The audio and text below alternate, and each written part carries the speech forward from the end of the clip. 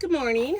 Today is August 1st, 2023, and we just harvested this bed here yesterday with Ozette, which is the Makah, Native American people of the Pacific Northwest, up kind of by Cape Flattery, which is one of our most northern points, well, I guess northwest northern points in the United States. But the Makah Native people have been growing this potato for hundreds of years, since the Spaniards came to their fort long ago and brought these potatoes up from South America. And then the Spaniards stayed for, I think maybe it was only like 6 months or something. I'm not sure how long they stayed, but they decided it just wasn't quite the weather that they wanted. And so they left, leaving behind these Ozette potatoes. And so our people, our native Makah people, kept growing them. And they have been growing these continuously for the last few hundred years. And so it's one of our oldest potatoes that we have here in the States. And it's right here from Washington State. So this bed was harvested, like I said, yesterday. We got a good little harvest of Ozettes. I planted those Ozettes in mid-March, and harvested them out, like I said, yesterday. But the weather has been so crazy lately that I decided to do a little experiment. Why not see what we can do about getting a second harvest of these? I don't know if it will work, but I'm willing to take a risk, and you could come along with me and find out. In the Pacific Northwest, has our weather changed enough to get a second harvest of potatoes, especially some like this? Now, Ozettes, I believe, are about 100-day, 120-day crop, so they're going to take a bit. Being August 1st, we have about 90 days maybe before our first freeze. Actually, that's before the first frost. You know, real freeze, we might have 120 days. We might make it, but why not? You know, nothing venture, nothing gain. So we're going to do kind of like a modified, it's going to be a little bit like a modified potato box in a way, because this is a raised bed. We're going to make a furrow.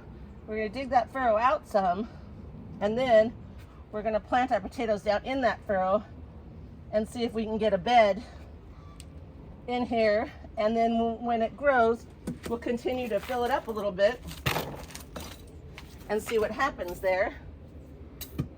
And it's just going to be an experiment. Hey, we might get nothing. We might get some tiny little potatoes, and we might have a decent crop. We don't know. Mother Nature only knows, because, like I said, the way the weather's going lately, we have no idea what could happen here. So this is some really nice loose soil. It's pretty much our natural soil here that I pulled in from other spots when I filled this bed in. But we're gonna dig this out, trench it down, probably 10 inches. And then I'm gonna put some compost in the bottom of it. Since this bed was just used, we wanna make it nice and fertile for the new little guys.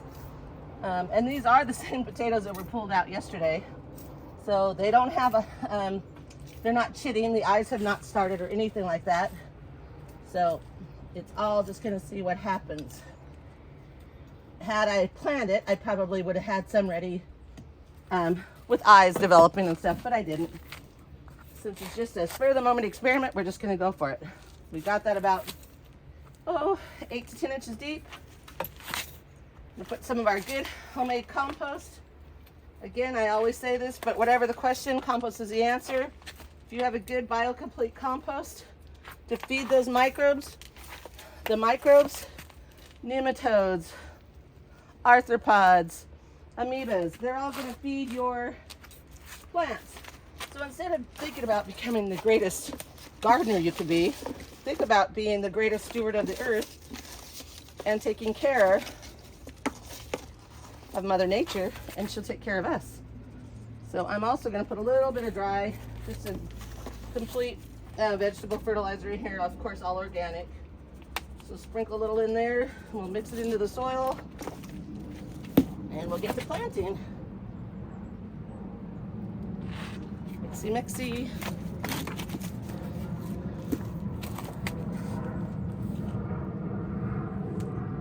I don't recommend watering these a whole lot, but we're gonna water them in well today so that they can start hopefully. But you don't want to keep watering them because they don't have any growth on them, no eyes growing or anything like that. So we don't want them to rot out before they sprout up.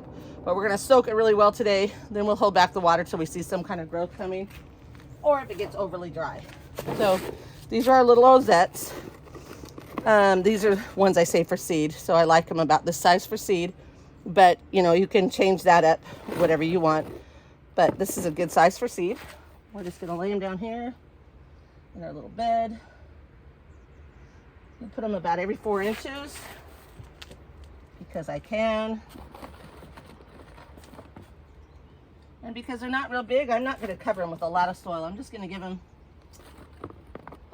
2 or 3 inches of soil, maybe 4 inches.